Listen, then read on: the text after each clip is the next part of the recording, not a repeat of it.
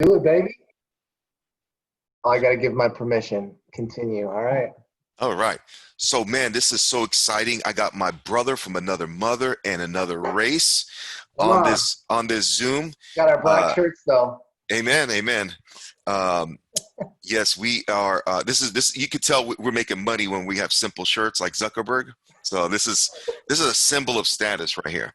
Right. Um, but no, it's exciting to have Josh. I've known Josh now for probably I think over 6, 7 years now.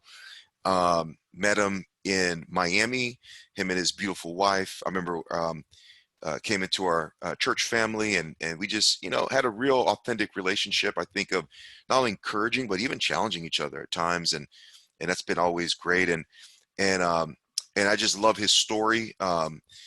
His family story. He has an incredible family, and they're full of entrepreneurs and risk takers. So I'm sure he'll talk about that a little bit. But most of all, what I'm excited, especially in light of all the race tension that has been here for 400 years in our country, has been in probably in the history for thousands of years, and will continue. I think it's a story of how Christ love and kind of mutually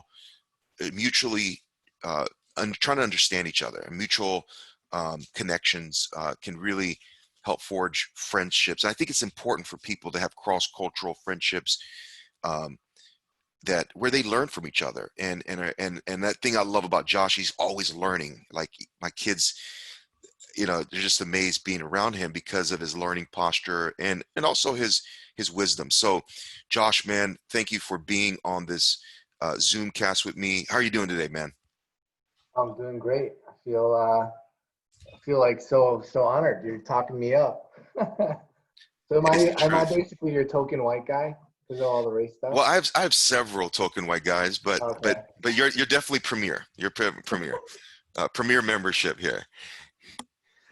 Yeah, no, I'm excited. I mean, I think it's I always love conversations with you and the things that you inspire me with and how to think about things and me and Corazon both, Corazon my wife. So yeah. That's awesome, man. And she is what, Puerto Rican, Dominican? Corazon is Puerto Rican. She's, been, I mean, her grandparents were born in Puerto Rico, both sides. And so she's white Puerto Rican and black Puerto Rican racially. So she's like a mix. And then, but I speak better Spanish than she does, to be honest. So, She's uh, Americanized Puerto Rican. yeah. And then I'm obviously, white Anglo, like German background. And so I think, one of the things you had talked about was some of those things of multiracial marriage and some of the things that come up there. And it's definitely been a hard time recently, just everything going on. And, you know, the race, when it's a multiracial family, there's unique issues Mm, that come up that you just have to deal with. It's not, you don't really choose to, it just kind of has to happen because it's so much part of your identity, especially in the US.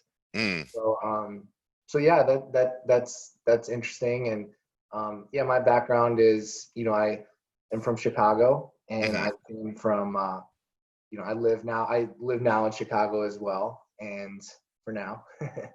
And I grew up there, but when I was about 11 years old, my parents moved to the Dominican Republic and they were missionaries in the Okay. Dominican Republic. And then we met in Miami. We lived in Miami for about 8 years.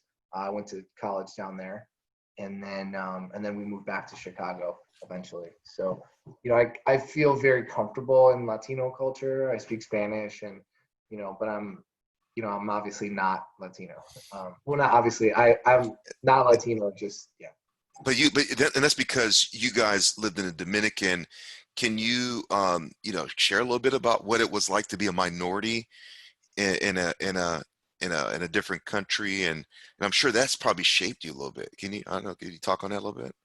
Yeah, definitely. I mean, it was definitely learn a lot. I mean, right away it was kind of thrown into the fire of not speaking the language and not understanding what's happening. And then, Dominicans, for the most part, in the areas we were, are very dark, Okay. racially. And so I stood out everywhere we went. And so it was like, gringo, gringo, americano, americano. And so, you know, you stood out everywhere, and so you just kind of like learned to kind of be the different one. Mhm. Obviously, it's different than being a minority of color in the United States because there's a certain privilege that you get being in the Dominican Republic Mm. because you're seen as American or white, and there's a huge history of slavery in Dominican Republic, which is Oh, just wow. horrifying. And so, and there's still so much racism today. You know, my wife was on a panel at our church this week, and one of the things that she brought up was a few African Americans, and she was the Latino representation. And she said, you know, race isn't just a white problem, right? Like it's in Latino culture, it's in Black culture. There's a lot of, you know, we all have kind of these different things that we're thinking about, and so yeah, I think there's a lot of like privilege that I had being a minority in Dominican Republic, being a white minority, because it was kind of, you know, you kind of get the benefit of the doubt in a lot of scenarios. And so, but that said, it was great to, it was an amazing experience to learn Spanish, to be part of the culture. And so and I loved it. It changed my life, you know. I think there's no way Corazon would have wanted to hang out with a boring white guy like me unless I spoke Spanish. So, That's awesome. And you met Corazon while you were in South Florida. Can you talk a yeah. little bit about what that was like living in South Florida and in that whole like experience of, you know, hooking up with a Puerto Rican girl that, you know, while you're in college and again, um, did you have to like throw your Spanish to hook and bait her? Like, did you have to authenticate your, you know, um, your, I don't know, yourself? I mean, was there some kind of, Mhm. you know, was there like a unique struggle, you know, kind of dating cross culturally? Yeah, that's interesting. Like, so right out of high school, like I grew up a Christian. I was really hardcore in my faith in my high school. You know, that was the most important thing to me. And right out of high school, I went to Australia for a Bible college for a year. And I was like, I want to do business, but I really want to like have faith be the base of everything. And then when I came back, I wanted to go. I had in-state tuition in Florida, and I was like, all right, let me go to, you know, somewhere that's like an urban center, which is why I chose Miami, which was FIU, which is pretty much the greatest school on the East Coast, right behind Harvard. Um, Jokes there. Um, so yeah, going to FIU, I think it's like I 70, didn't want to like, you know, like like ruin. negate you and stuff on it, but Yeah, yeah, it's a great school. yeah. But when I went to FIU, probably 70% Latino. It's a majority Latino school, and so I was the minority there. But again, similar scenario where being a minority, it wasn't seen as like a negative thing, and so you know there was a lot of privilege that I wasn't aware of and didn't try to, you know, I was struggling with my own sort of racial things. And so when Corazon and I met, she was, um, you know, we hit it off right away. I mean, it definitely helped that I spoke Spanish and was very comfortable in Latino culture. But the racial issues didn't come up a lot in the sense of, you know, the subtle things that come with friends or family around maybe limiting or uh, thinking things or assuming things that are negative just based on your history or the way you look. And so that was one thing that didn't really come up in our dating because it was sort of, you know, her parents saw that I spoke Spanish, and that's great, and like we loved each other, and we were like excited, and um, my parents were living in Dominican Republic, and so there was a lot of sort of that things that were that kind of came out and wasn't like a big, it didn't feel like a big jump like cross cultural marriage. It didn't feel like that. So yeah, the dating process, we dated for about a year. Corazon moved to New York because she was pursuing acting, and I was like super heartbroken, and Mm. she's gonna leave me, she's gonna leave me, and then I went up there and like proposed, and we eventually you know Oh, got married, wow. and it was fun. I actually proposed in LaGuardia Airport, like walked off with like some flowers, and you know it's the dirtiest airport in the world, but it was good times. We're looking back. So yeah, we lived in New York for a while, and then didn't really think about it there as much. And then we moved to Miami, back to Miami for a few years, and that it didn't really come up. But I think when we moved to Chicago, that's where the sort of racial tensions sort of bubbled up a little bit, to where we could see how with friends and family, and there was underlying ways that Corazon, as a mixed Latina woman, would be sort of not given the benefit of the doubt, or treated differently in our marriage. And and then just in church, and in the church especially, that was a big area where we saw a lot of hurt, especially when we moved back to Chicago. um, and I think this all ties into this idea of purpose. And my wife, just called, like, how we chose to live our lives is my wife is staying at home with the kids and homeschooling. We have 4 kids, and I'm working full time and not doing much of the work at home. And so there's a certain, like, way people look at you when you choose to live that life, like, oh, this is better than this. And that can play into racial tensions too, I think. Mm.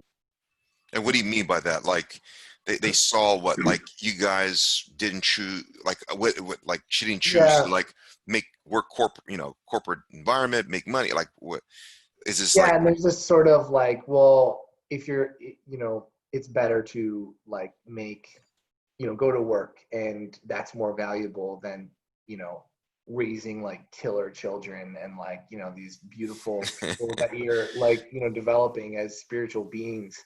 That's, like, viewed as less than. And Corazon, like, she doesn't just raise the kids, like, all our kids were born at home.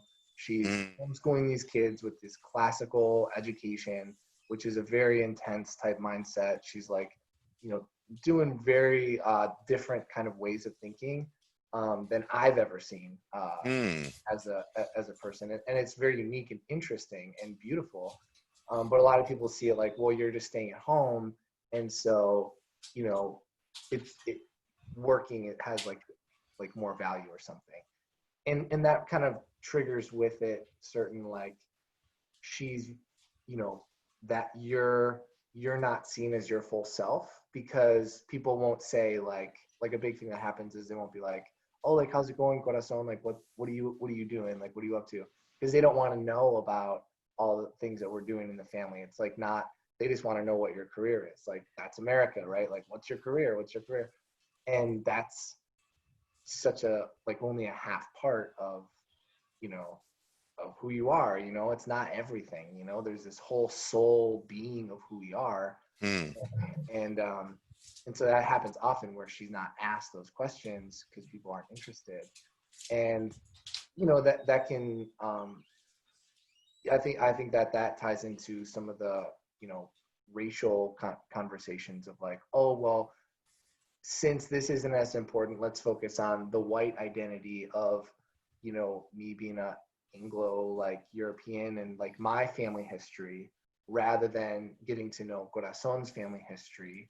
And I think that's kind of some of the struggles we've been having. And then, of course, now in the current environment with Black Lives Matter, and, you know, what I've seen is just a huge, I mean, it's bubbled up a lot of pain and a lot of, like, you know, both within the church and friends, and all over, of,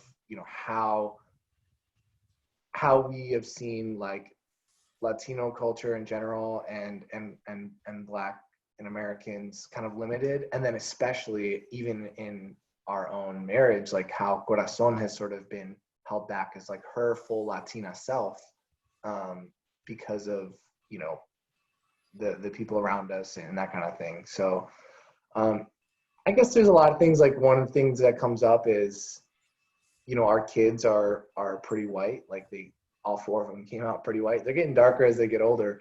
Um, but I mean, people kind of see them as, like, oh, those are your white kids. But Mm.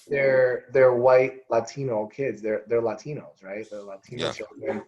And, I think that was a breakthrough for us in the past couple months, when we realized, like, because we would always kind of be like, oh yeah, those are, like, hey, our kids are so white, or, our like friends and family will be like, oh yeah, like those are your white kids or whatever, and kind of like joking, but also like limiting who they really are, which is Latino and white, but especially like once you ask them, oh, where are you from? Yeah, it's the question people get. It's like Latino is going to be the answer.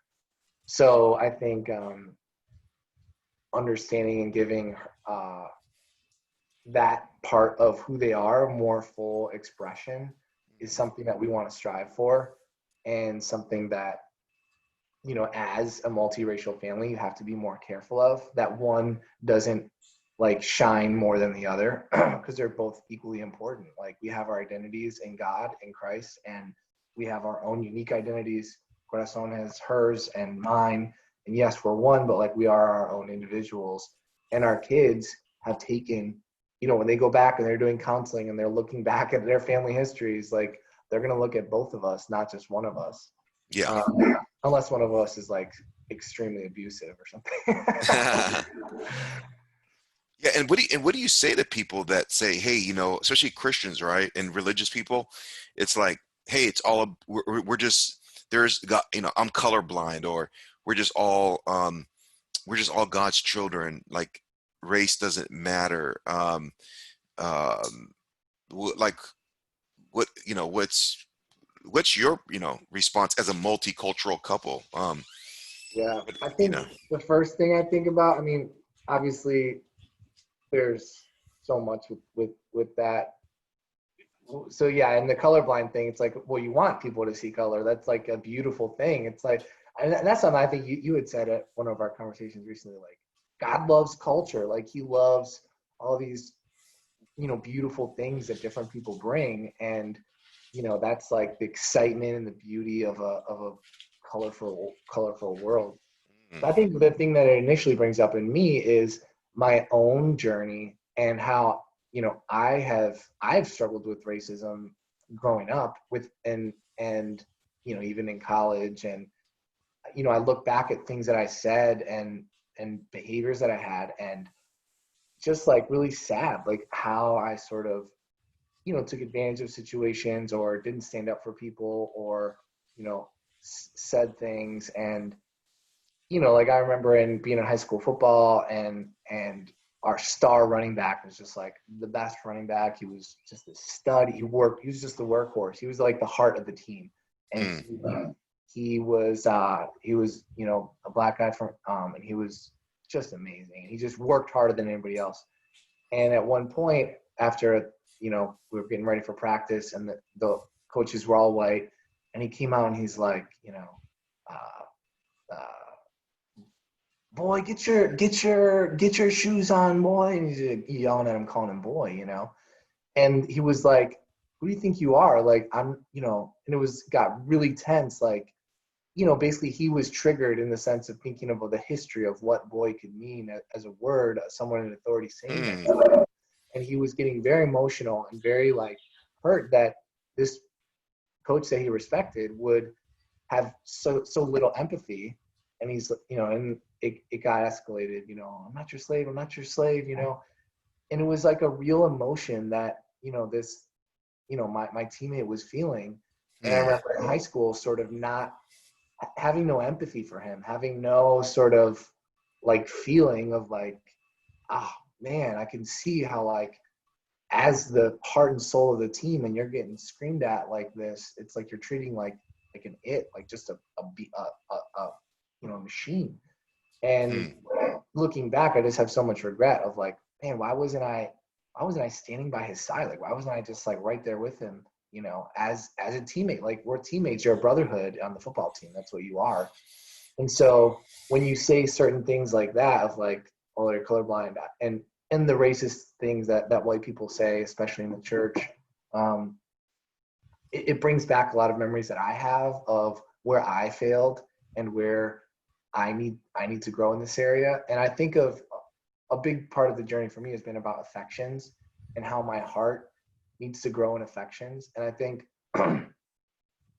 like in the past like 3 or 4 years, just as I've been growing in the journey with Corazon, loving her fullness and her loving my fullness, and just like really Mm, growing this racial journey, um, my affections have grown, especially when you see things like with the police brutality. And, I remember when Ahmaud Arbery came out, and, the video, and, you know, just and even like the Kaepernick and everything, like my affections were so strong towards those brothers that were doing those things.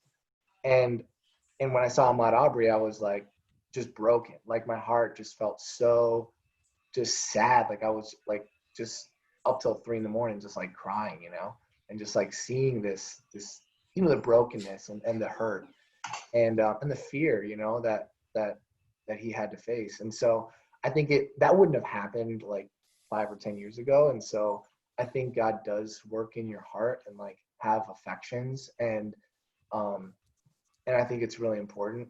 And then of course like things grew and grew, and George Floyd and all these things. But I think I do see, and I saw a lot in the church even still, that I mean people aren't willing to just say that this is not a political issue, right? It's like you see pastors and they're doing these panels and they're like, oh, well, is this a right issue or a left issue? And it's like, what are we talking about? Like, this isn't a political issue. This is just fact. Like there is hatred in our hearts, and we need to like grow in our affections.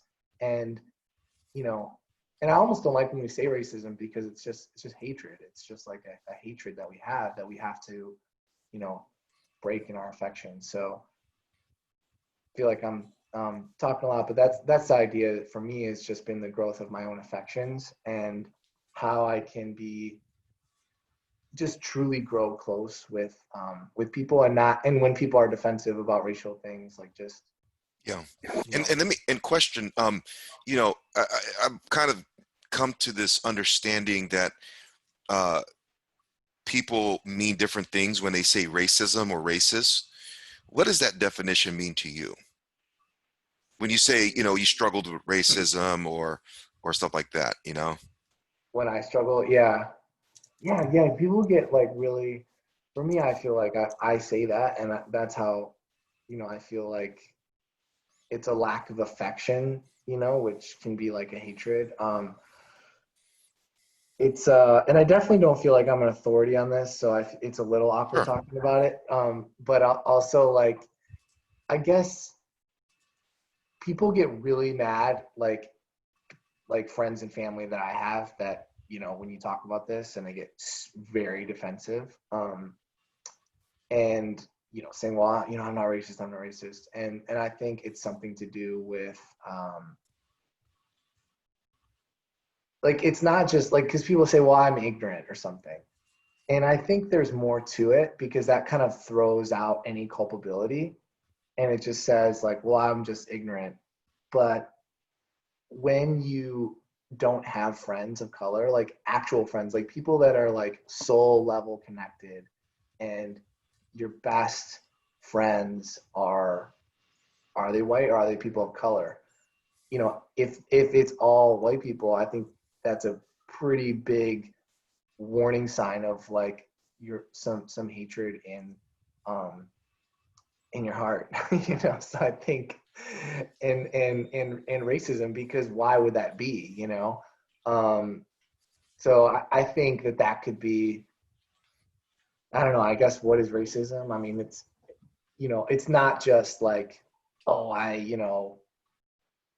own slaves or something. Like, it's so much more than that. And I think just being willing to admit that, and like Yeah. not being defensive is part of the healing journey. If you can just be like, yes, I have a problem, right? Like the recovery. Is that your question? Yeah, yeah, absolutely, absolutely.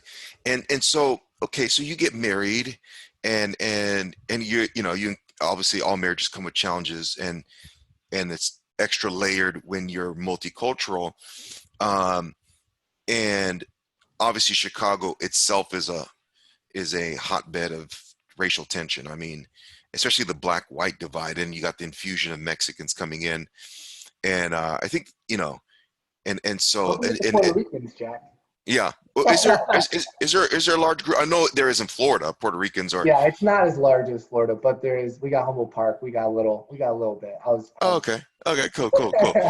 Cool. And for me, I've always thought of Chicago as kind of this black-white state with the infusion of Mexicans and a little bit of seasoning of Asians and other people, you know. So, and yeah, and and obviously, there's different types of whites, right? Um, uh, Italians, you know, Germans, you know, Irish, what's interesting is when you study like the immigration of these different groups, right? At first, they're treated distinctively or different, but then they're able to kind of come under that whiteness banner, probably as different types of blacks are able to do also, right? From whether the Caribbean or Latin America or Africa. Um, at the end of the day, America seems to put people into three categories, maybe four: black, white, brown, yellow, you know, and we're still trying to figure out where the Indians and the Pakistanis fit, you know. um, and maybe there's a new type of brown, and that's the Muslim brown, you know. And so you got the brown Muslims, which would be like the Middle Easterners and the Pakistanis. So um, so so you know you're um, now you're having children, you're going through these experiences. um, how has it been for you, you know, just being able to like navigate your career as a father and someone that is very skilled at what you do? At least in my eyes, you know, I love your passion for sales. I think you are like a the way people like you're like the Kobe Bryant of sales to me. Like you're an obsessive, you know, and you're always going to be on a trajectory of success. I just want to speak that to you and over you, good. because you're No, very passionate over that, you know. And so how's it been just like navigating, you know, single income? I'm sure you guys have other streams because you're savvy like that. Um, but you know, and just trying to be a good man and be a father and make a living in the midst of this tension and transitions. I know you went from Florida to Chicago. Um, how do you navigate that and deal with that? And this is kind of moving away from culture to more family now. You know, just family and finance. You know. sure. Yeah, I mean, and thanks for speaking the word, the good vibes over me. I think I do love business. I do love sort of doing well at whatever you're doing. I think it's, like Jesus has the parable of the talents. Like you're given a certain thing, you should always be growing. That like learner mindset, um, uh, the rookie mindset, just feeling like you can do anything and just constantly learning and not feeling like you're in over your head, and just and always putting yourself in new situations to grow. So yeah, like the sales career has gone really well, and I think I have a lot of great mentors that have helped me along the way. So that's been a huge part, is just finding really good mentors and just doing whatever they tell me to do, with no questions asked. And that's definitely helpful. You just finding those people. And so with family, we wanted to have a big family. I mean, big nowadays, right? Like 4 kids, it's not that big, but nowadays people think you're like a Mormon, like Amish, person. So we've loved having a big family, but it does bring unique, kind of like unique tribulations where you have to sort of, you know, organize and organize your days, and then financially as well. Like we had a lot of financial pressure, growing up, especially when you move. It's pretty expensive to move. So we had moved from Miami to Chicago, and you know we started a business that failed, and like we had done like a lot of different things, and there's like ups and downs financially for a family. And I think um and then in parenting as well, just there's a lot of trials that you hit. And so I think for us it's been I think a big kind of wake up call or turning point was last year, where I had come to a place in my career. I got hired at Oracle, which was like my dream job. It was like the best job I could possibly have. I'd worked so hard to get here. I'd overcome a lot. And around that same time, we decided to bring in a foster child. So we love Chicago and we wanted to get more integrated. We both speak Spanish, and there's a lot of Latino kids that come, from Mexico, and there's, things that it's really hard when someone leaves Mexico and comes to a new country. And so sometimes there's negative trials that come up. And so we decided to take in a young girl. She was one, into the family. So I had just started this new job, and I had had my first year at Oracle was bad. I did not perform well. There was a huge learning curve, and I was just getting hit hard. And so in January of last year, 2019, we got the girl that came to our house. And so we had our kids and we had this. And having a foster child is just so intense. The state is involved in every level. They are talking to you every day. They want you to do all these tests. They want you to do all these things. So your life of like having a private family is just gone. You got people all the time.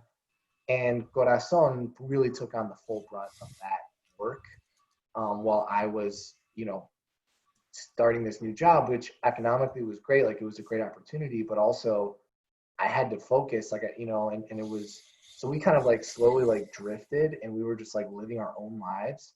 And I was not performing well. Like, even though I was like taking all this time, like I was really struggling. And I remember Good Friday on Easter last year, my boss called me at like 6:30 at night. She's out of San Francisco, so she was a couple hours behind. It's like 6:30, 7 o'clock at night. She's like, Josh, like, you close this deal on Wednesday or else. And I was like, what? Like, and these deals take 6 months to a year to close. Like, there's no way I was going to close it. And she knew that, and I knew that. She was basically saying, like, we're going to fire you. And I was like, oh my gosh, like, I got all these kids. We got this foster kid. Like, I'm about to lose my job. And I was just like devastated. I was just ripped up and feeling just so much pressure. And actually, you can see here, I was so angry. You can see that hole in my wall. Oh, you punched it? Okay.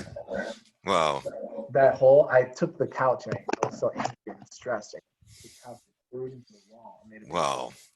And then it was crazy. And then so that happened, and then eventually, like, I started performing better. And I what happened is there was a mentor that I have at another software company, and I started looking for other jobs because, like, well, I'm going to lose this job. I started looking at other jobs, started applying at like Salesforce and all the competitive software companies.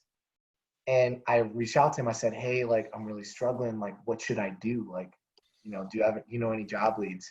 And he writes me back an email, and I should send it to you. He said, you wanted to be in the NFL of software. You wanted to like be in the top dogs and be in the NFL. But you know what? You don't go to the NFL and not get hit. Like, you're getting hit right now. And he's like, you better belly up. He's like, you sound like a, little, you're like cursing me out. Like, you gotta man up, and like, you shouldn't be looking for other jobs. You have this job. You give your all at this job. You find mentors. You work on Saturdays. You think of new ideas. You tell them that you're in it. You go all in. You don't go half in, half out. You go all in. When you get fired, and you find a new job, but you're not fired yet. And he like really just laid it on me. And for some reason, I mean, probably some people would find that traumatic. For me, it was just exactly what I needed to hear. And it just shifted my mindset. Like, boom, I'm all in. Like, I'm all in here. I'm going to give it my everything, and I'll learn everything I can. And I just shifted, and I was creating PowerPoints for bosses. Like, hey, here's an idea. I was contributing. I'd be on Slack message every day, contributing messages. I was like reaching out to new customers. It was just like created an energy that I didn't have before because I was so scared. I was like living in fear. And so it just like unlocked something. I feel like it was like Holy Spirit was kind of like in part of that too. So yeah, I think I told those two stories, and I came out of it. And then last year I finished, 6th out of 80 people in my entire division. So like I had just a total turnaround year, and I feel like that email was part of it. And the fostering went.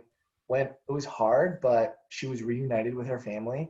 She, the family was a good family, and she was with us, and I think we were able to really help a family, and manage the internal DCFS system, which is really broken.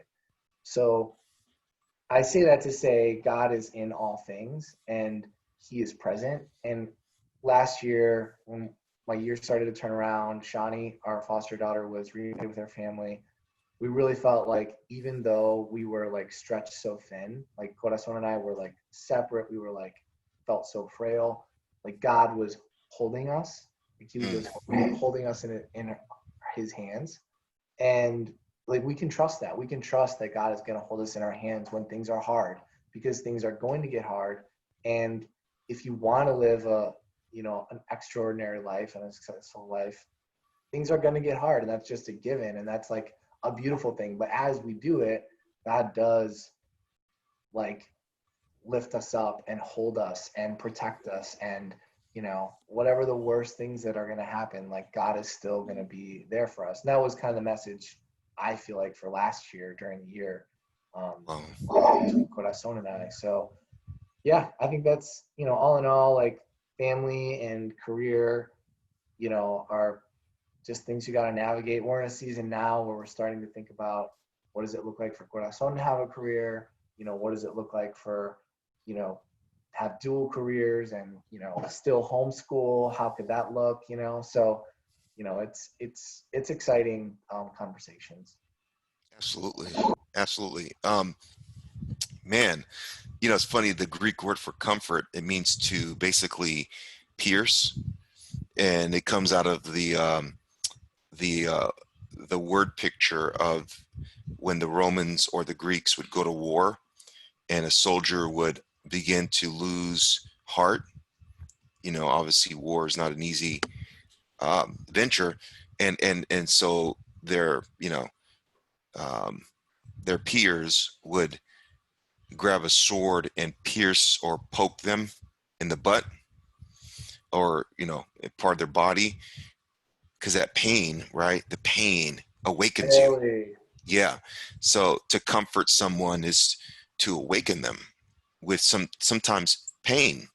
Mm, That you're in a war, you're in a football game, and every war requires different strategies.